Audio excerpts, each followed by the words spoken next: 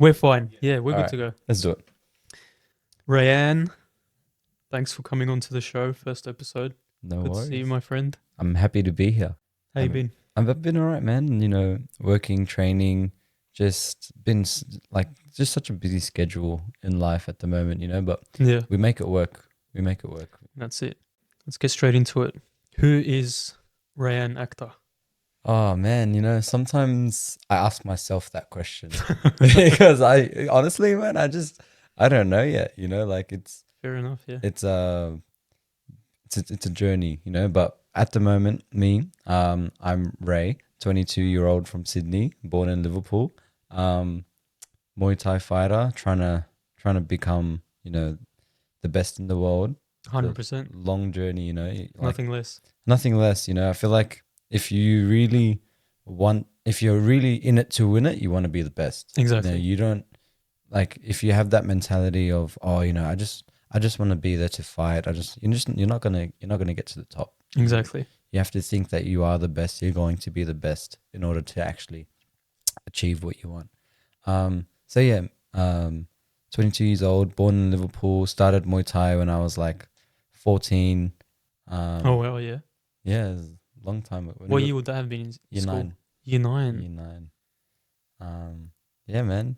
Long time ago, actually. I remember when there was a video where your dad recorded and he's saying, Dosoran, Dosoran. I still remember Yeah, that video yeah. you sent it to us. And how old was the guy? He was like 20.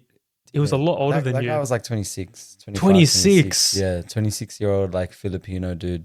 Yeah, man. I was about 16 in that video. Wow. Oh no, I think I was 17 in that video. Yeah. But can I just say, when a 16-year-old is beating a 25-year-old, you know he's got something about him. Am I wrong? No, you're not wrong, man. You're not wrong. And I've got a point there. especially because, like, you know, that fight was actually my first TKO victory. Yeah. Like that was like when I got him in the third round, knee to the liver, and he just dropped. Oh, And then my yes. hands just went up, and I was like, yeah, like, yeah. You love to go to the liver. Love We'll to get go, to that yeah, soon. love to go to the liver. Yeah, that's right. But yeah, man, that was my second fight. So my first fight I started when I was 16. Yeah. So 2 years into my training. I still remember I fought in Campbelltown against this Aussie dude named Scotty Piper. And Remember the name as well. yeah, You I don't remember forget the your first name. victory. I remember the name, man, because Wow. like like it was his gym. So Oh, no way. yeah, so So wait. You went to the guy's gym, yeah, beat him up in his own gym. and dipped. Yeah, for sure, man. It was crazy. Yeah, because his gym was hosting the fight night. Yeah. And I remember, like before, like we touched gloves and started fighting. Everyone was like cheering, Scotty, Scotty, Oh, that would have Scotty. been the worst. Yeah, man. I was like, I know, because it was my first fight as well, and like Yeah. the adrenaline was like rushing, and I was like, oh man, like this guy's got a home crowd advantage. But man, I whooped him. It was a good time, man. I got him with a bunch of sweeps, and yeah, that was my first win, first fight, first win. Well, yeah. It was So crazy. amateur record of 4-0, Yeah, professional record of 1-0. yeah. Your first professional fight was in Sydney, right? No, first pro was in Thailand. Thailand. Yeah. So your Sydney fight counts into your Amateur. amateur record. Yeah, 'cause my apologies. Amateur in Muay Thai is like if you're wearing headgear, in New South Wales at least. Okay. You're wearing headgear. The rounds are 2 minutes instead of 3. Mhm. So professionals is 3-minute rounds, Okay. and then amateurs 2-minute rounds. And then also, because there's different types of amateur bouts. There's like D, C, and B. So like it goes down. So D class amateur is like someone having the first fight. They'd be wearing shin pads, cotton shin pads, like a body shield, Right. headgear, elbow pads, and then 10-ounce gloves, right? Mhm. And then it goes to C class, which is you take off the body shield. So you've only got the cotton shin pads, the elbow pads, and the gloves and the headgear. And then it goes B class, which is what I did for my other fights, Yeah. which is no shin pads, elbow pads, 10-ounce gloves, and headgear. So like oh, right. that's when it's like full shin on shin Yeah. clash, and Damn. that shit hurts, man.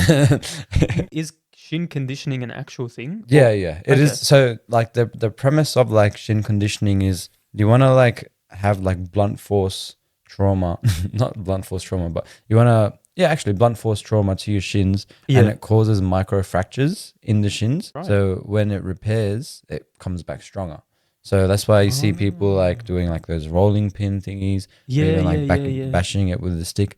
But I don't really like those two methods because it's pretty useless. Like it gets the job done, but I prefer conditioning my shins with like a heavy bag. Oh, So right. just kicking the heavy bag like really hard, like repeatedly, and then like that deadens the nerves in your shins. And also hard Yeah. sparring I with was shin gonna pads say, on. That's like I think that's one of the best ways to condition your there's shins. nothing better than the real deal. Yeah, because you're simulating that what's going to happen in the fight. Exactly. Because rolling your shins, no one's going to come in and roll your shin in the fight. So Exactly. you're gonna have shin to shin collisions in the actual fight. So it's the best way to condition your shins while sparring. I wanted to ask, what got you into martial arts?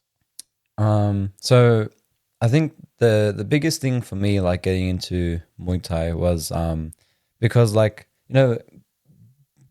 long time ago, my family history wasn't so peaceful. Yeah. Like my dad, he was pretty abusive, Mm. like at home, and so like he would like take out a lot of his anger and frustration on me and my siblings when we were younger.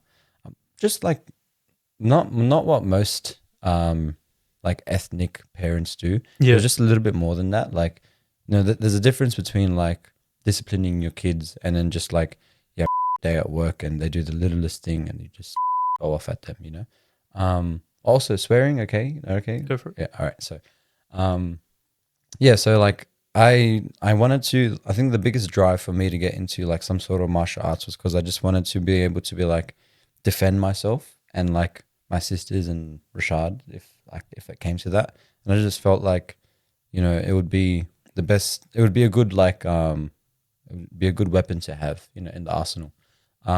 But the biggest thing that like inspired me to actually do Muay Thai on its own, like as Muay Thai, not karate, taekwondo, Yeah. whatever, was Mr. Yildirim in Year 6 PDHPE. I remember he like played this video and it was a video showing like comparing the strength of kicks for like Muay Thai, I taekwondo, remember this. Brazilian capoeira. Capoeira. Yeah. Yeah, and I it was remember like this on the one. dummy and it had like the stimuluses on it. Yeah, and I remember the Muay Thai was the hardest kick. What a throwback, man. Yeah. Do you remember this? Weren't you in Miss Nazma's class? Yeah. To be fair, I was away from myself. Oh, wow. Yeah, Yeah. no, it was in Year 6. And yeah, when he played that video, I was like, wow, that Muay Thai guy looks pretty sick, man. Like I mean, it was the strongest kick out of all of them. And then I remember after the class, I was talking to Hilal, and I was like, because he was like, oh, he does karate or I don't know what he did back then, but I was like, yeah, I'm gonna do Muay Thai. I'm gonna do Muay Thai, and then yeah, I think the next week I started up at SPMA, which is now King's Academy. Yeah. And yeah, my mum took me down, and I started Brazilian Jiu Jitsu and Muay Thai together. And then, yeah, obviously after a year, I got bored of Jiu Jitsu and I just kept going with Muay Thai. And here I am 8 years later. Yeah. Wow. To think that you started from there. Yeah, It's yeah. crazy. I think that was honestly like the main reason why I chose Muay Thai, because I also just liked the style, like not to hate on these other martial arts or anything, but Oh, like no. someone that's like karate and taekwondo, it's not really useful in the real world. Like karate is to a certain extent, but I don't really like the competition, like how they compete. They punch each other and they scream, ah, it's just to Yeah, try and get the yeah, judges to see that they scored a point. Yeah. But Muay Thai is just like you get punched, you get kicked, you get kneed, you get elbowed. Like there's just all these things coming up out of nowhere, and like the competition side is it's an actual fight. Like it's just like two guys throwing down, and just the toughest one walks away with his hand raised. Like it's pretty mad. Not only do I feel like getting into a martial art or Muay Thai specifically made you into a person who was more confident in their ability to protect themselves and others. And the discipline I've seen with you, whether it was in Thailand, whether it's been back here in Sydney, bro, you're injured right now, and we'll speak about that. You're injured and you're training as hard as I've seen you train. And number two, bro, your confidence, naturally, yeah, you do have it, but bro, the way you carry yourself, knowing you can, this is true, knowing you can beat the out of someone, bro, I get why you walk around the way you do. That's so true, man. Like, just knowing that, like, you know, I can stand in front of most people and give them a heads up, and I'd still whoop them. It is a pretty cool. Like, I think it's a superpower. Like, it's a superpower in the sense where you can like have both sides of the spectrum. Like, you can have someone that uses it for good and only good, and then you can have someone that really like uses it for evil, you know, like Exactly. yeah, 100%. And so I feel like that in its own essence is like a test of character. It's like you've been bestowed with this ability to cause havoc and damage and, you know, trauma, potentially trauma, but you use it for good, and you use it for, as I only use it in the ring and when I'm meant to, but like outside of that, I only use it if someone else is being threatened by someone else, and I like use that as my, it like gives me that confidence to try and like step in there and de-escalate the situation. Yeah. Not that I'm going to step in there and start throwing hands on whoever's talking shit, but it gives me that confidence to stand in there and be like, hey man, you should not be doing this, leave. You know. And like, you know, like you were saying earlier with you know, when I was younger, I feel like, because when I was younger and maybe like year 6, year 7, year 8, some bits of year 9, I had like really bad like anger problems. Like I would I would get really angry just like out of nowhere, especially like around year 7, year 8. Like I think like that stems from like obviously like the family stuff and the domestics that used to happen back then. But like, or even in year 5, because I remember I was a really bad kid in year 4 and year 5, like with Mrs. Charles. She'd always be calling my dad or calling my parents and like writing my diary and stuff, because I was just such a mischievous kid, and I'd always be getting my ass whooped for that. But like I used to have these like really like massive like temper tantrums and like such a short fuse. But then I think like my training and me starting Muay Thai really helped me like divert that anger somewhere else. And honestly, it's really carried on for me, like even into my adult life. Like, you know, I have such an incredibly long fuse, and I'm such a patient person, you know, like patience is a virtue. And I feel like martial arts, no matter what martial arts it is, it brings that discipline for that patience. Exactly. You know? Like 100%. and so even like these days, you know, I don't even get angry. So some people like, they wonder why I'm so like level-headed and so calm even when I'm meant to be angry. And I think honestly it's because I have such a good outlet for my stress and for my anxiety and for my anger and for all those negative emotions to just be diverted there instead of, you know, hurting the ones I love. Let's move on. I've got a little game for you. All right. I need you. So we know Rand's a big fan of the UFC. Oh yeah. Follows almost every fight. What did you think about the last one? 300. Bro, that was a card. That was a card. I missed it. Oh no way. I missed all of it. No what was I way. doing? Huh? We were recording. We were at another job. Oh damn. Oh, you were recording a soccer game? We were recording the soccer games. Right. Damn. I missed out the Holloway one. I was so gutted about that one. That was a crazy I was fight. behind Gaethje like 100%, 1000%. Yeah, me too. Like And I to see the way Max came back.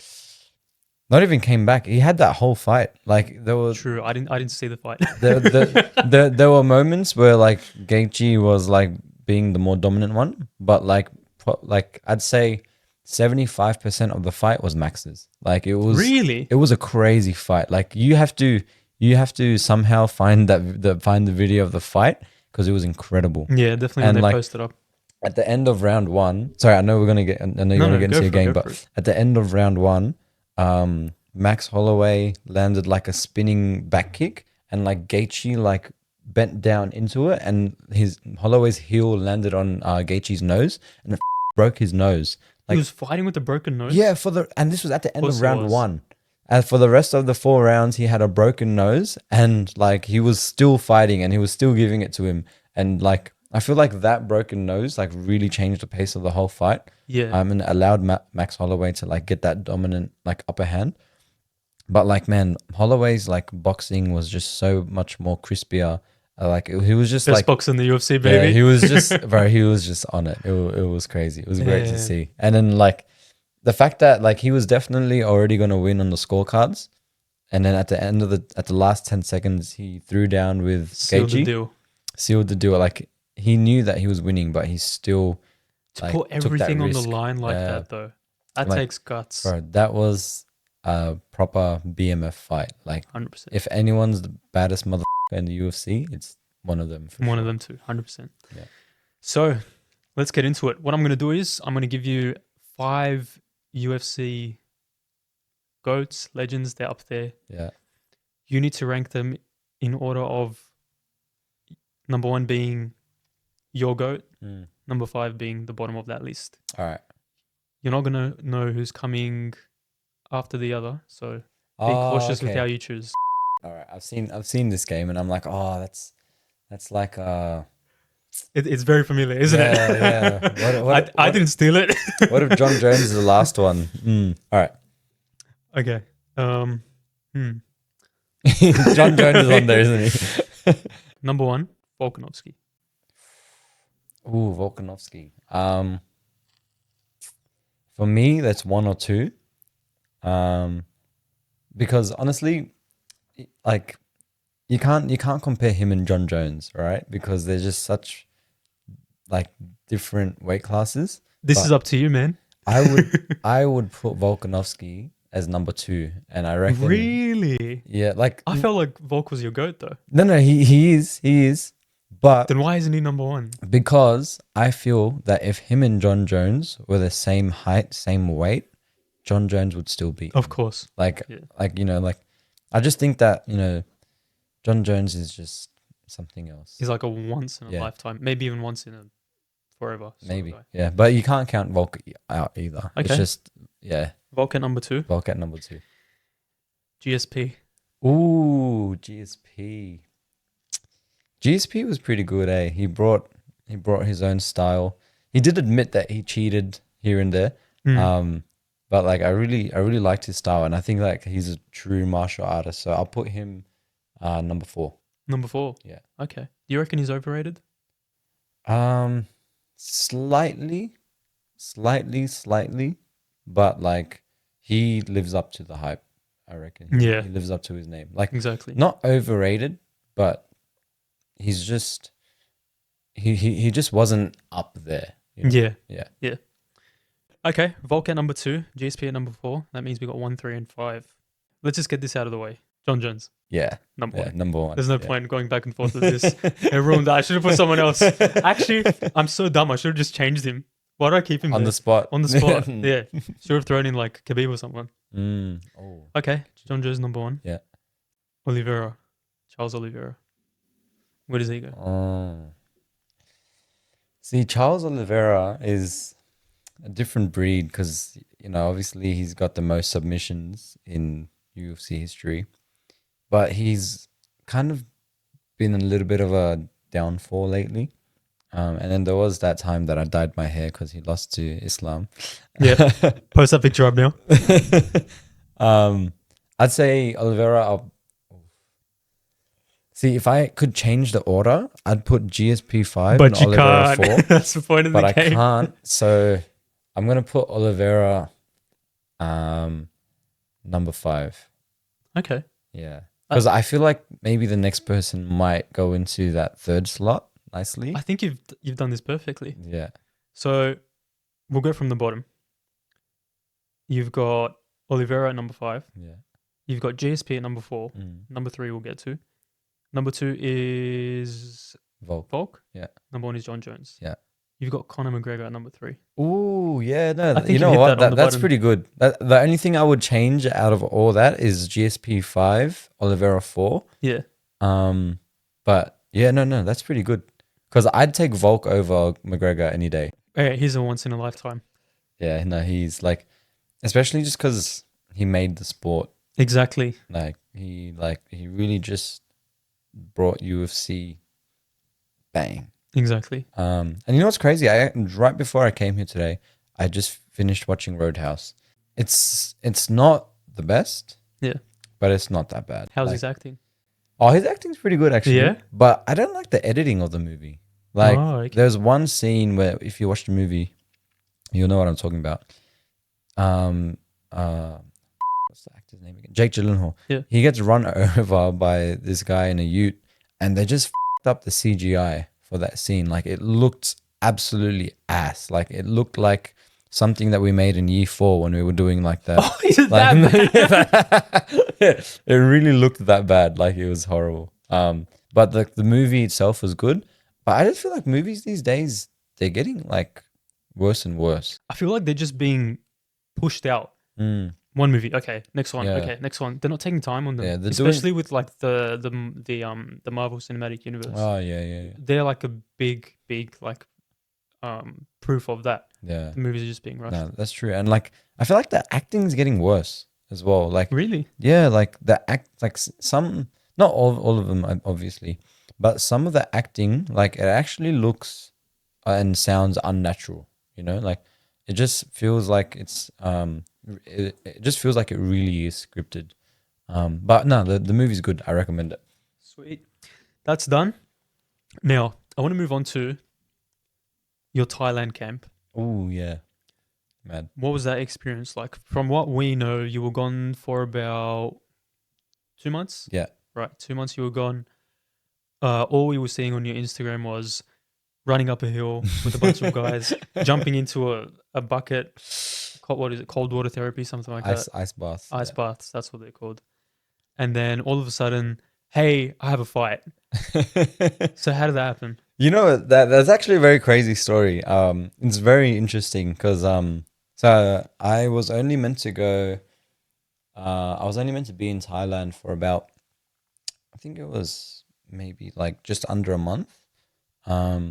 Because so back then, you can, if you're a citizen from Australia, you can stay in Thailand for 30 days without a visa, and then if you want to stay for more than 30 days, you have to get a visa, whether it's before or during the trip.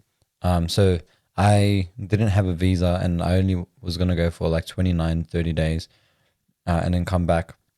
But when I was there and I was training, the Thai coaches from the gym that I was at, they were like, you good, you fight, you stay, you fight. Really? Yeah, literally, like no joke. They were begging me to like stay and like Wow. go to the immigration office and get a visa, extend my stay, and then actually fight.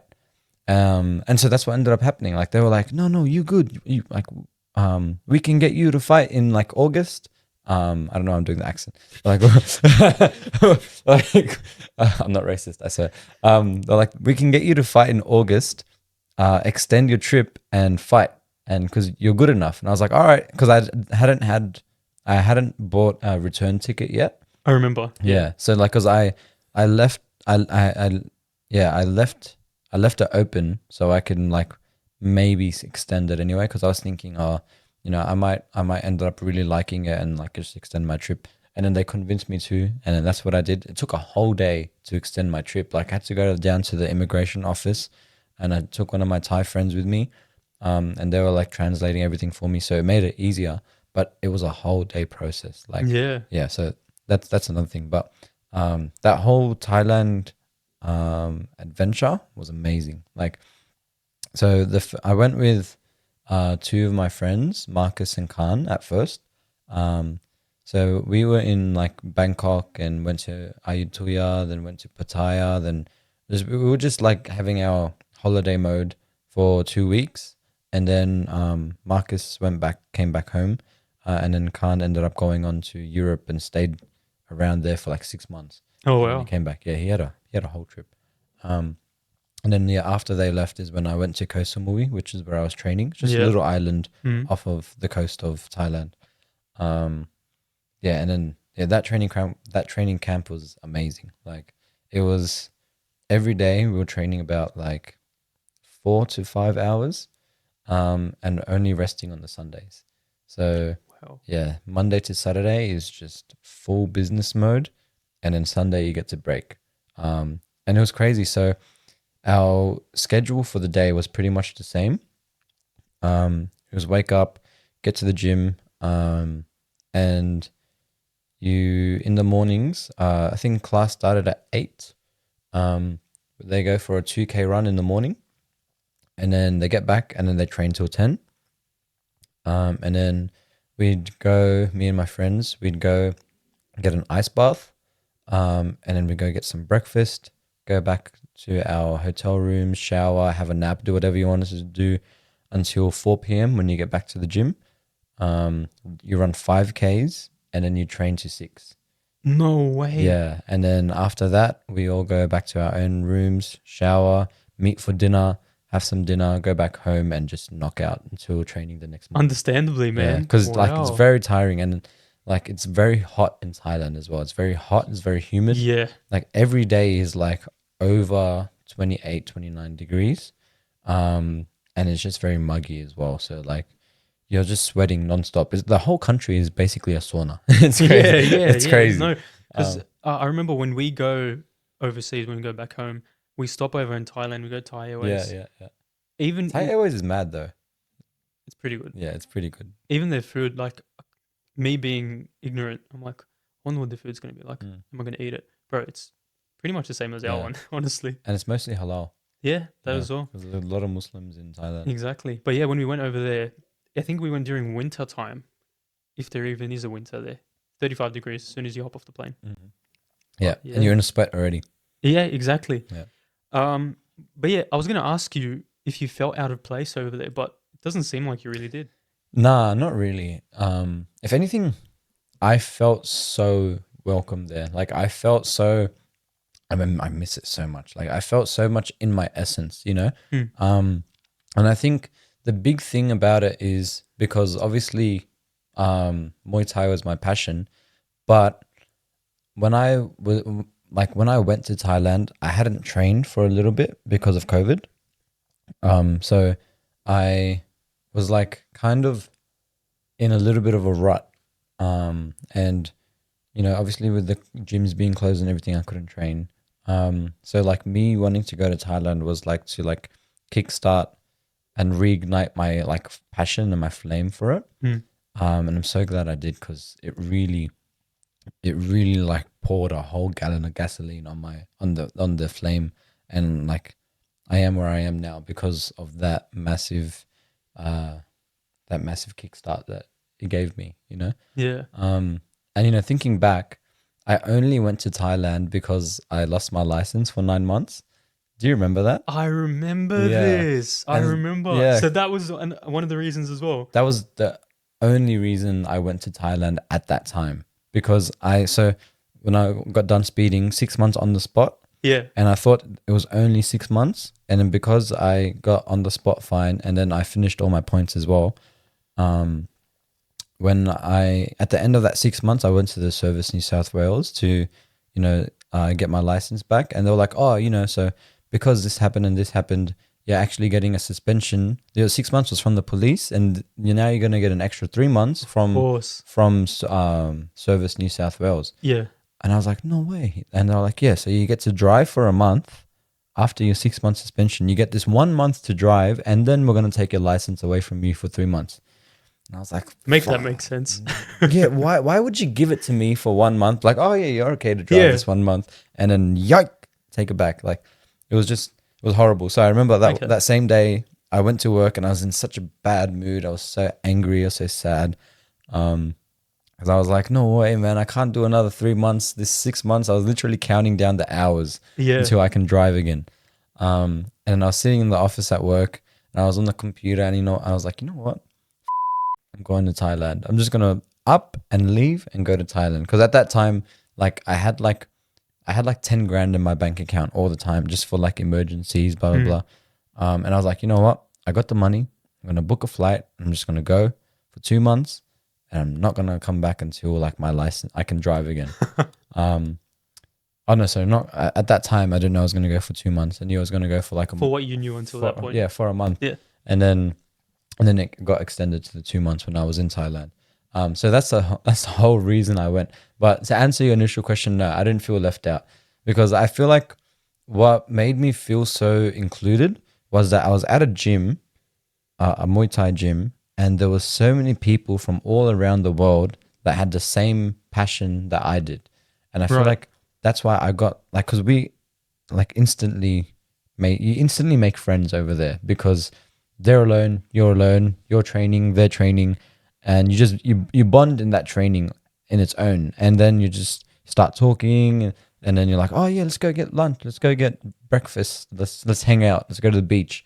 So I feel like, because we all had that same passion, like it just made that friend group like just so much stronger because we all had that common interest. Exactly. Yeah. Yeah. And it was really cool. And like the reason why I trained in Koh Samui as well, because it's an island. So like I got to have that like holiday feel, like being so close to the beach, riding my scooter around the island, good weather and all that. And then also that training aspect. So it was both together. Only Rayyan would do that. Yeah, man. I'm so glad I did. Like it really changed my life. Yeah. Damn. You miss home when you were over there? Little bit. What'd But you miss? I missed how like I don't know. I just missed like my routine at home. Miss seeing my family, my friends, my girlfriend because I was with Elijah when I was there. Yeah, I missed like family, friends, girlfriend, but I didn't miss anything else. I didn't miss work. I didn't miss not driving. Yeah. Yeah, man. So yeah, I only missed my people. So, to my knowledge, you were all over the. I forgot what it was. Was the Fight Gym's Facebook page, Instagram page? Yeah. Yeah, The you were all YouTube over page there. as well. Yeah. Your name was just Rayyan. You had a promotional video. Yeah. You were on posters. Yeah. And from what you told us, you were on posters and buses all around the island. Yeah, so my face, this is crazy, right? Because this is the first time that's ever happened to me. My face was on this massive billboard on this main road, and it was on little posters all around the island and other big billboards. And it was also on the back of a van, on the back of a ute, and it had a poster on it, and it had like the fighters on it. And it was driving around the island every night with that song "Eye of the Tiger." Dun, dun, dun, dun, Nice.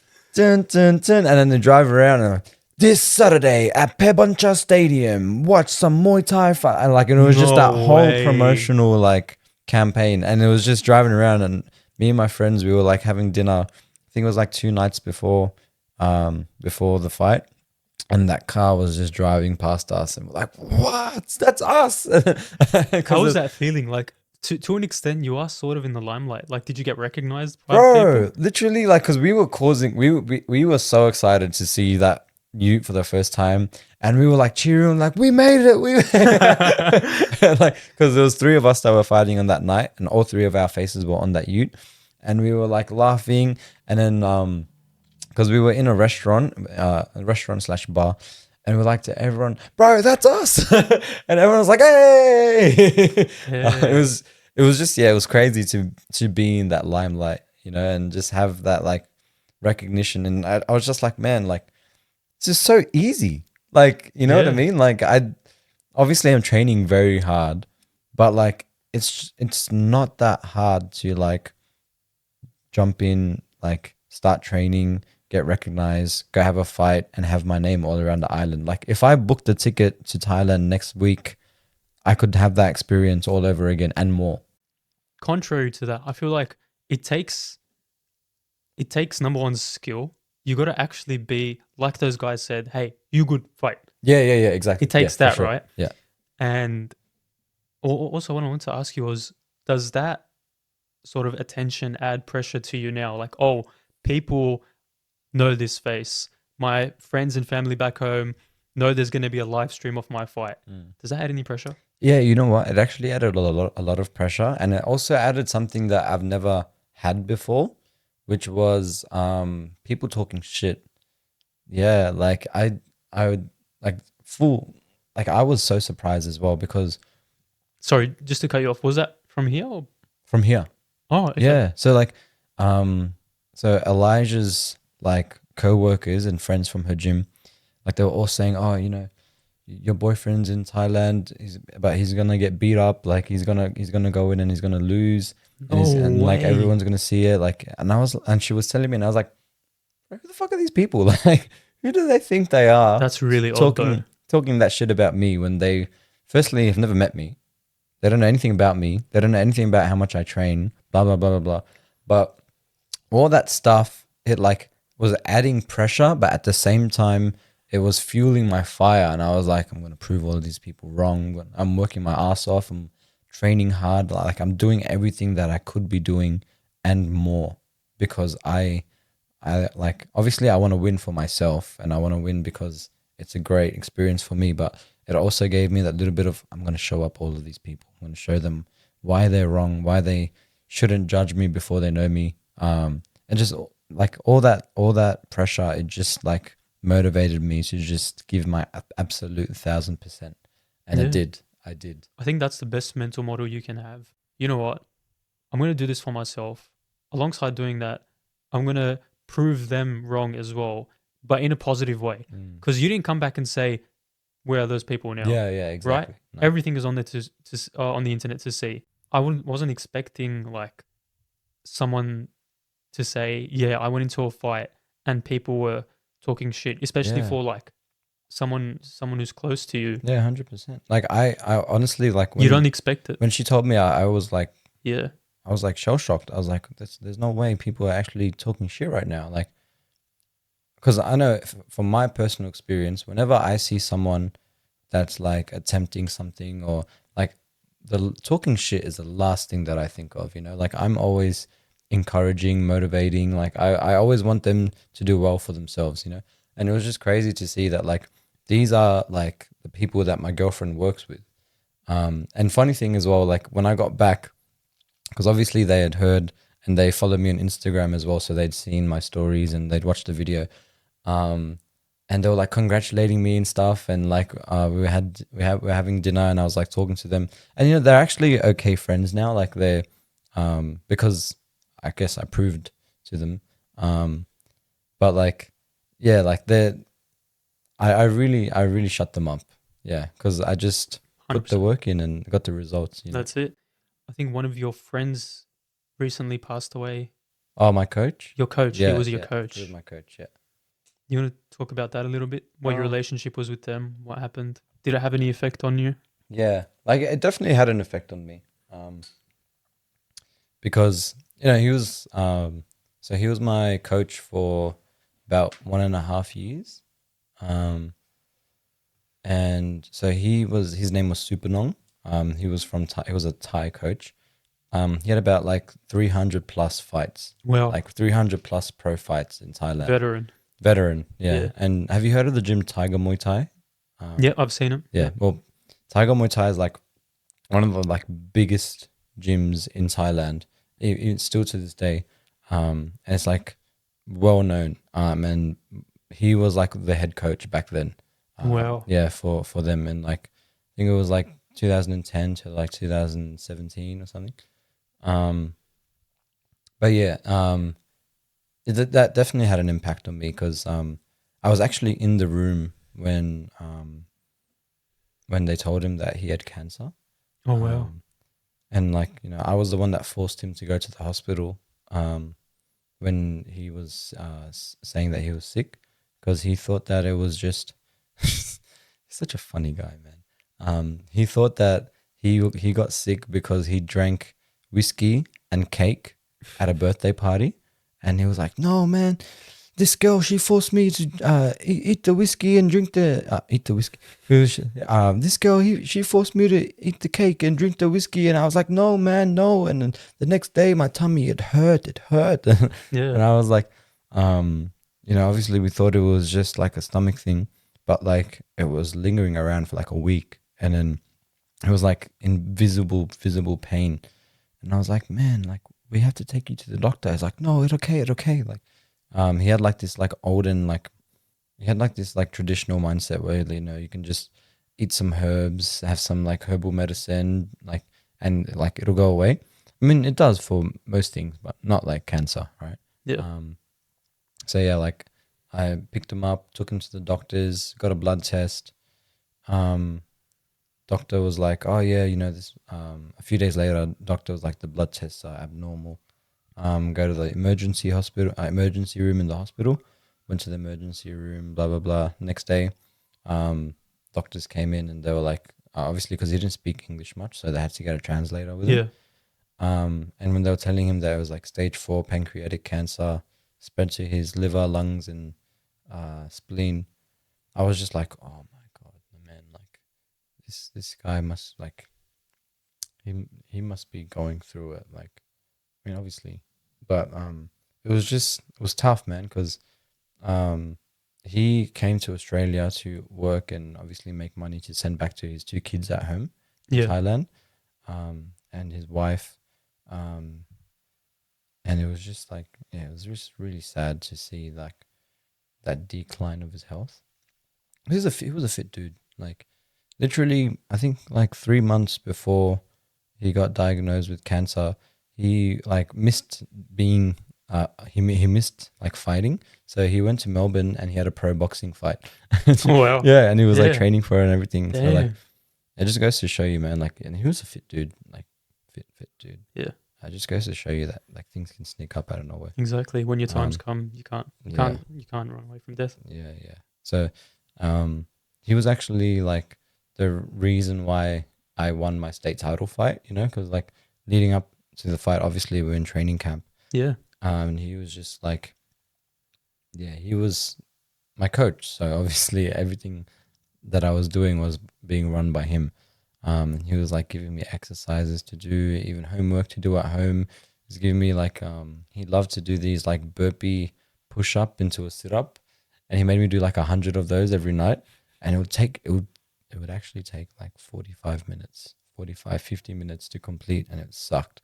But I had to do it because, you know, it's the coach. But yeah, like all that stuff, it really did affect me, because I just like kind of lost that motivation to train for a little bit. He's such a big part of your journey, I guess, being a Yeah. coach. Yeah, he really was.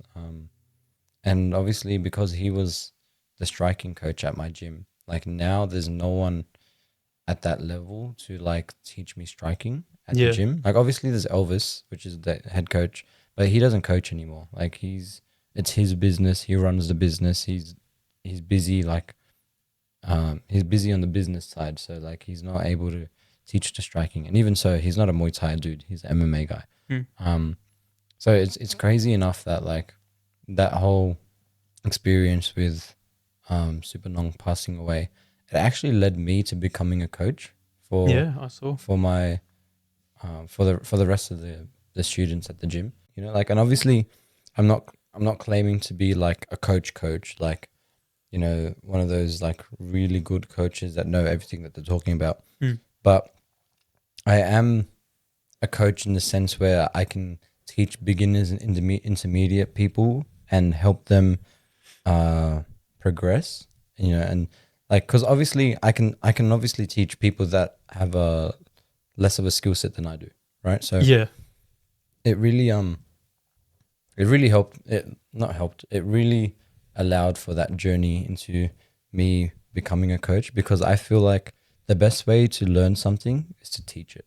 Exactly. And like in my classes, like just me like being able to like fix up people's techniques or seeing what they're doing wrong, it allows me to like channel that into my own training. Like, oh, maybe like I can be hitting this kick a little bit differently, or I could be, you know, widening my stance, or like it allows me to focus on the fundamentals Yeah. and the building blocks of my fight game. Yeah. Right. And like one thing I say to my students as well is, say you're trying to build a skyscraper, right? And you're trying to build a house. For a house, you would only need a 6-inch concrete foundation to build a house on top of. But you can't use that same 6-inch foundation for a skyscraper, right? Because if you do, the skyscraper is going to fall. and over time it'll just crumble and bang. So if you want to build a skyscraper, you have to dig deep. You have to build a solid foundation so that that skyscraper stands tall. And I say that's the same thing for my students. Like, you know, sure, this fundamental stuff and this basic stuff is kind of boring, but you need to master this stuff so that in the future your game is strong. And so it reminds me that I need to focus on my fundamentals and I need to keep drilling my fundamentals so that I still get that edge, that upper hand. Yeah, well, save that for the reels. How good was that? It's definitely eye-opening, right? Because it's really allowed me to learn a lot about myself, and learn a lot about like what I'm capable of. And I feel like it's allowed me to grow that sense of confidence in my game as well. Yeah. So let's move on to your most recent fight, which was your New South Wales Championship fight. What weight class was that at? 85 kilos. 85 kilos. Yeah. And this was in what association was this part of? Showdown. Showdown. Yeah, so Right. Showdown in North Sydney. Ah, yes. It was in DY. DY That's RSL. it, DY Yeah, yeah. RSL. How was that camp compared to the Thailand one? Oh, so it wasn't as good, obviously, Yeah. because Thailand is just like on another level, you know, like obviously like my coach Supernong, he was like running my fight camp for this one, but like it was just like it's tough to balance work and training together, you know. I was going to so- get to that. Yeah. yeah. So can kind of segue into that one a little bit, but like No, go for it. Go for it. yeah, so like when I was training for this fight camp, I still had to work, and I obviously have a full-time job, so like I still had to like hit my hours, 8 hours a day, 5 days a week. And I was glad that like, you know, my boss is pretty flexible, so she was allowing me to like work Monday, Wednesday, Friday, 10 a.m. to 6:30, and then head to the gym, train there, and then Tuesday, Thursdays I'd work the afternoon shift and I'd train in the morning. But yeah, man, like when I was in Thailand, I was able to train twice a day. All I did was wake up, train, eat, sleep, you know, like You were just living just living training, that training life. just training and eating and, you know, recovering. So 2 months of that compared to like 2 months of I got to go to work. By the time I finish work, I'm already tired and I got to go train, and then I got to do all these other things. And it's just like I couldn't dedicate as much time to the fight camp as I could have if I was in Thailand. Yeah. But like it was still a good fight camp. Like my coach Supernong, like I was saying with the burpees, the homework he used to give me. But he also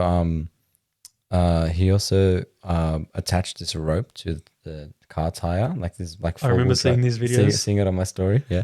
In the it was like some warehouse car Yeah, park. yeah. So that's where our gym is. It used to be a warehouse, but now it's our right. gym. Yeah. And in the car park doing like, it was probably about like 50, 60 meters. So 50 meters there and 50 meters back. So like it was tough, man, because that tire was heavy. Wow. Like it was a heavy tire. So you're running with that around your waist and you're sprinting and it's pulling you back and you're like, and he would make us do about 10 of them. So there and back is one. And it fatigues your legs. Like you're like breathing really hard. Yeah. And it's a really good like high intensity like training exercise. But like the fight camp was good, man. But you know, actually something that a lot of people don't know actually is a few weeks before the fight, me and my friends were doing like a hard sparring session. So we went to one of my other friends' gyms in Smithfield called Soulbox, and we were doing like hard sparring rounds in the ring. I think we ended up doing like 12 rounds each. So because there was 4 of us, so I'd jump in with with one of them, and then we do that round. He jumps out, another guy jumps in, we do that round, and then I jump out, someone else jumps in, and then he gets his 2 rounds in like one after another. And because it was hard sparring, I would like keep inside kicking their legs, and like I ended up like really badly bruising the tops of my feet. Oh wow. Yeah. So like it was actually like really badly bruised to the point where I couldn't walk the next day after that training session. Yeah. And like I had to like strap ice packs to my feet while I was sleeping so that like they could like recover a little bit. And like yeah, I was like literally like hobbling around. What did you think at that point? The fight was still going to go on? It, wa- we thought I couldn't fight. Like it was really bad. Like I rocked up and I was meant to do like one-on-one session with one of my other coaches, Brian. Um, and yeah, like I was walking in and I was like stumbling, and like slowly walking, like you know, like when you walk like with your feet up on your heels, Like a limp. like a limp, yeah. Yeah. And I was just like, and he was like, "What the fuck happened to you?" And I was like, "From sparring last night." And I was like, "Oh my god, like go sit in the sauna and just chill out, let your feet up, let the blood flow." Um, and yeah, so from that, a few weeks before the fight, I couldn't train. Like I couldn't train properly. How many weeks was this? This was like maybe 3 weeks before the fight, maybe three, Wow. yeah, 2.5, 3 weeks before the fight. And so even so, I couldn't. You know, like when you're training, and you're kicking pads, so like hold the pad to the side and do the roundhouse Yeah, kicks. I couldn't kick pads, like even until my fight. Like on my fight day, I still couldn't kick pads because it was hurt. It would hurt. Yeah. So like, because I could have pulled out of the fight, but I didn't because I was like, oh, it's a state title fight. I don't want to pull out. Don't want to do. I just don't want to like. I just want to just no matter what. I'm just jumping in. I'm going to give it a go. You know. So yeah, like that was like a big mental battle leading up to the fight because I was like, bro, how am I gonna jump into like one of the biggest fights of my life? I think Thailand was a bigger fight, but like my second biggest fight of my life with up feet and I can't even kick properly. So like I think that really like put a dampener on my mental state during the fight camp, and it kind of translated into my fight a little bit.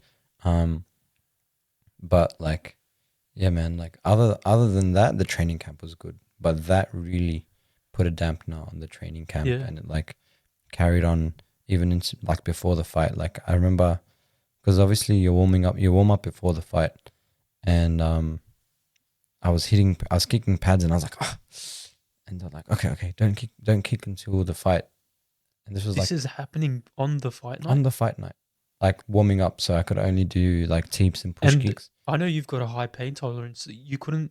That was too much. Nah, like just kicking the pads softly would hurt. Wow. Yeah, so and I was like really worried, like leading into the fight that like obviously because it's Muay Thai, you kick, Yeah. someone checks, you kick someone's shin. And I was like, man, like I might end up like breaking something in this fight, but I was just like, you know what, we ball. Yeah. You know? So walking into the ring, like, tell us, like, if you can take us back into your head, what's going on in Rand's mind? Honestly, I tried to like block out the thought of my feet, just because I just wanted to like bring like good vibes. So like I was like, because also like I had a little bit of ring rust, because my last fight was my Thailand fight, and that was like a few months before this fight. So like the adrenaline, like you have to really be able to handle the adrenaline well, like before like jumping into a fight, because the adrenaline starts spiking when you're walking out because you know that you're about to be in a battle. And so like when I was walking out, I was just like listening to my walkout song, and I was just like,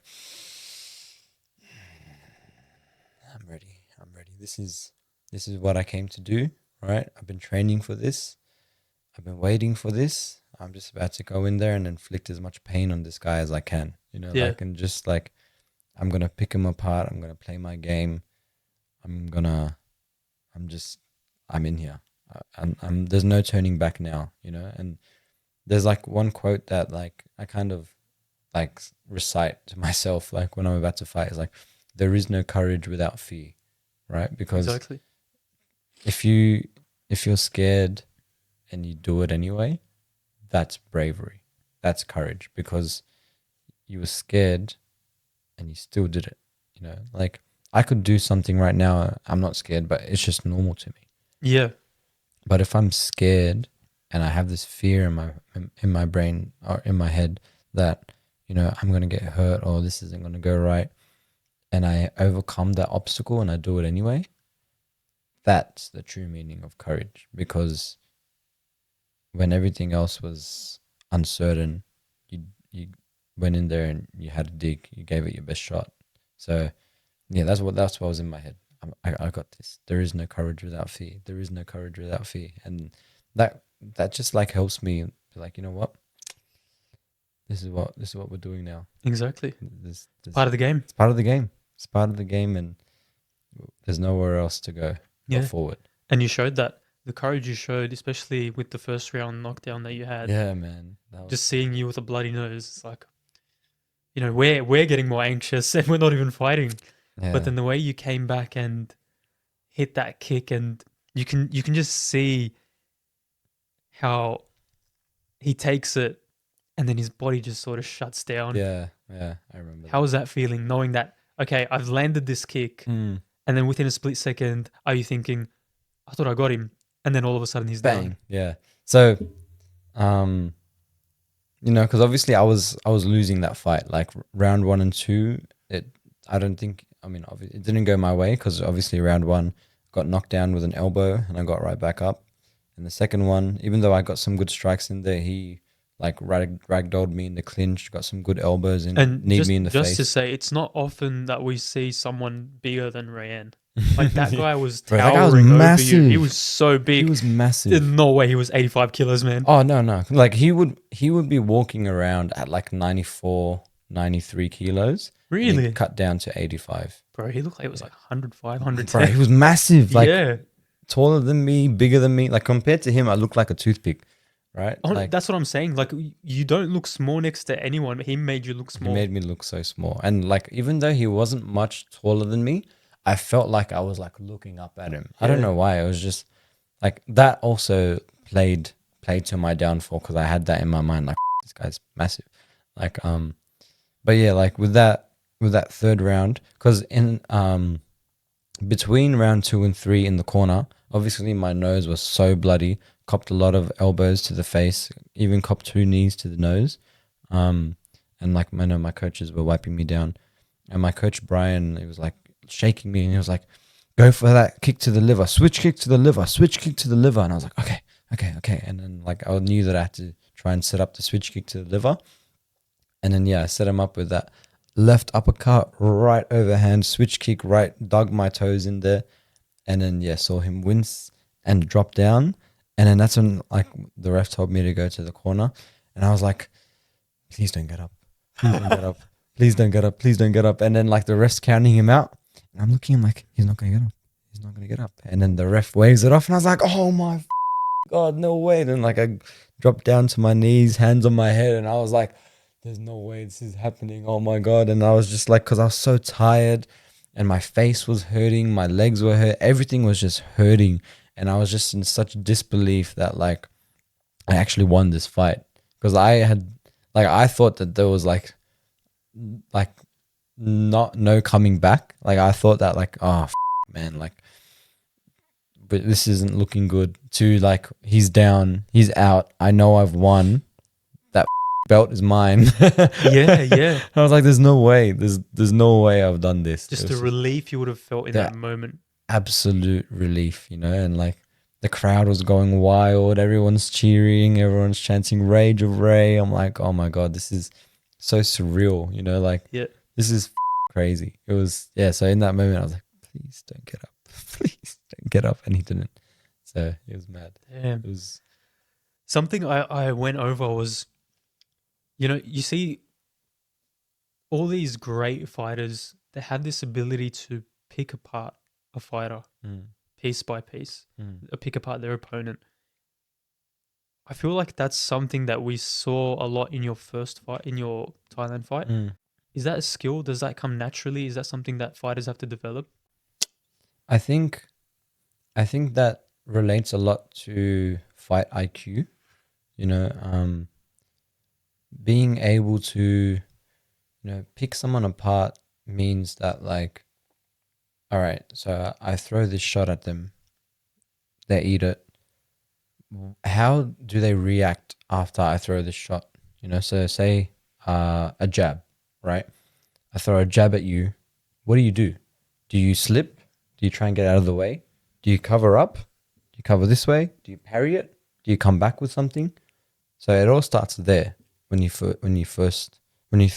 that first bunch of strikes to figure out what they do, and then from there it goes on to the next stage. Like, all right, next time I throw that jab. So say the first time I threw that jab, I throw the jab and you parry and you move out of the way and your head goes that way. I'm Yeah. like, all right, now that I know that that's your reaction, the next time I'm going to throw something like that and I know your head's going to go that way, I might fake it and throw like a head kick, like Right. the Leon Edwards and the Kamaru. Kamaru Usman fight, right? Yeah.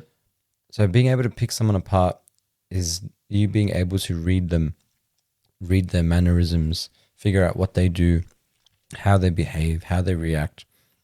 And then from there, it's just all about using that momentum to land the shots and be able to dominate them. And, you know, like, obviously, it's easier to pick someone apart when they start getting tired.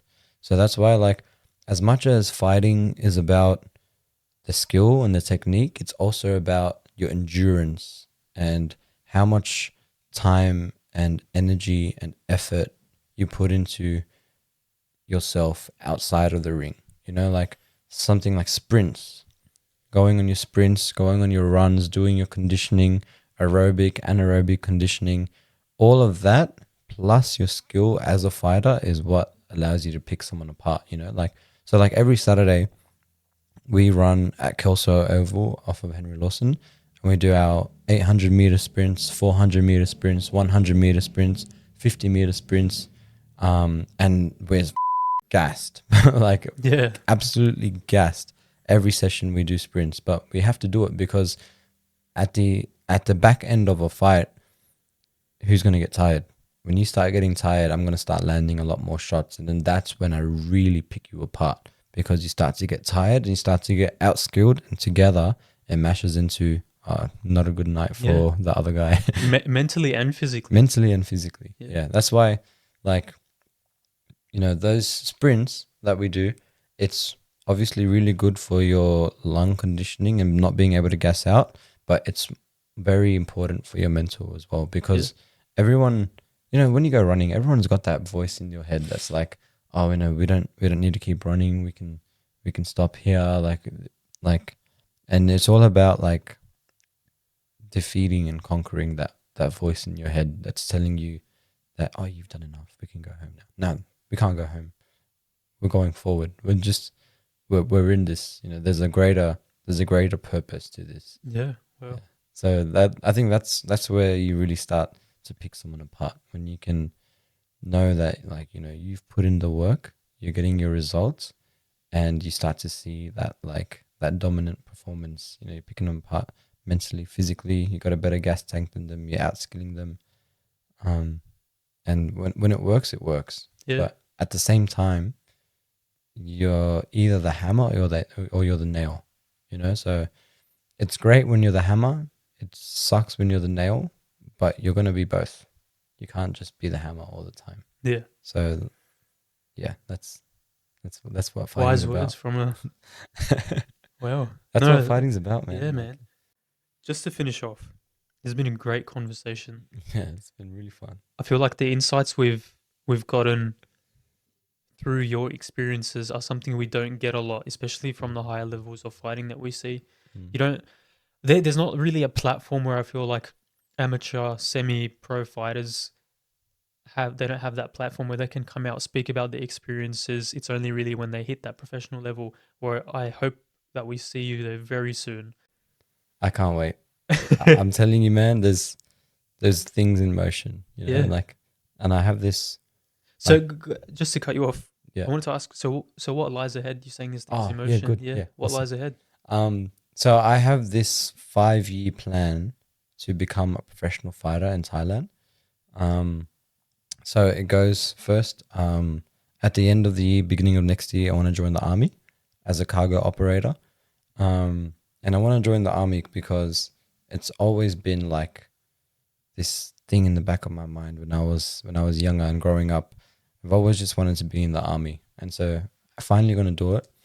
join up for 4 years, see what it's like. But at the same time, I feel like I'm gonna gain so much experience positively from like being in the army, survival skills, learning how to learning how to think properly, bushcraft, communication skills, leadership skills, like everything that I everything that I can do to mold myself into becoming a better man.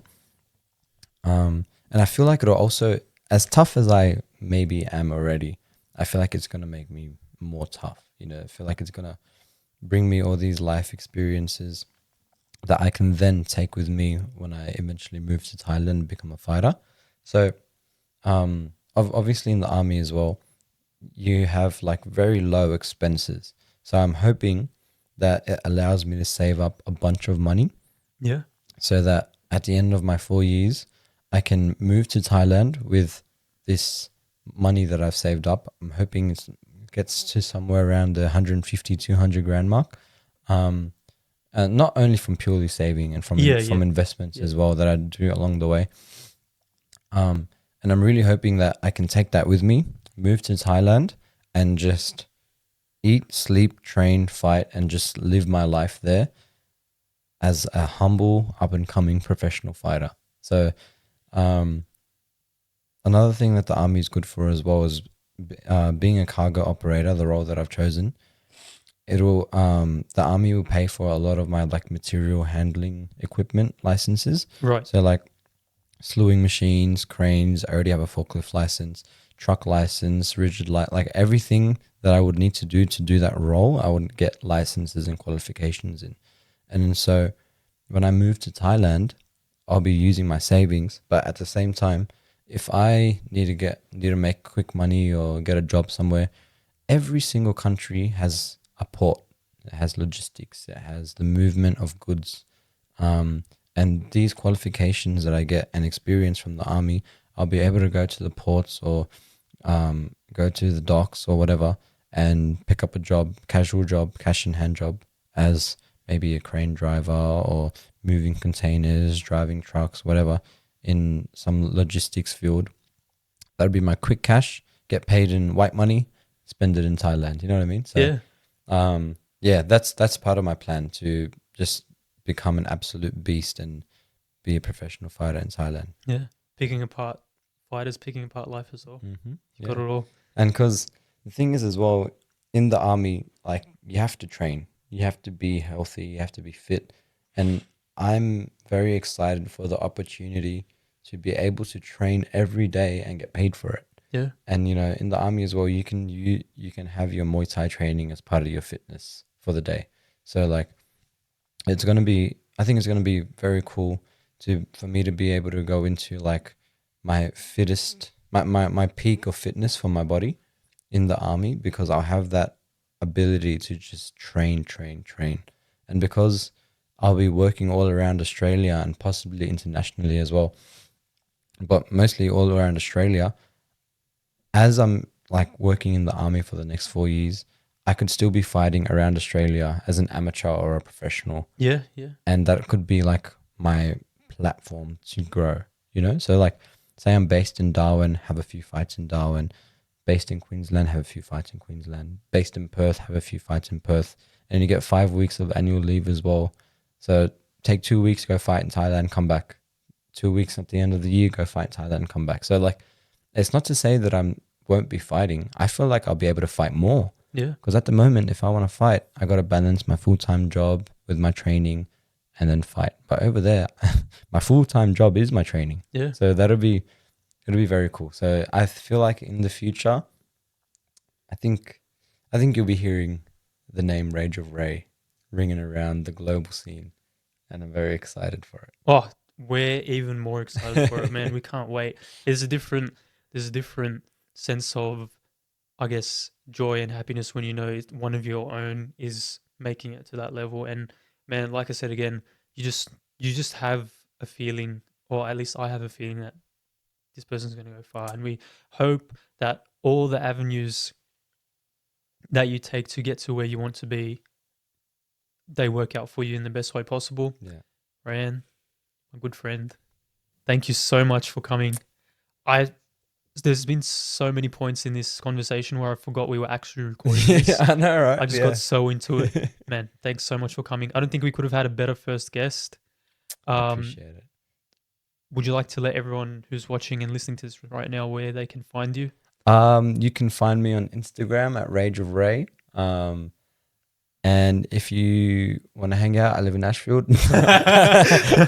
But no, man, this was actually really fun. Like from the bottom of my heart, I hope I come back more 100%. because this was really like interesting. I enjoyed talking, great topics of conversation, and I just felt really comfortable just speaking.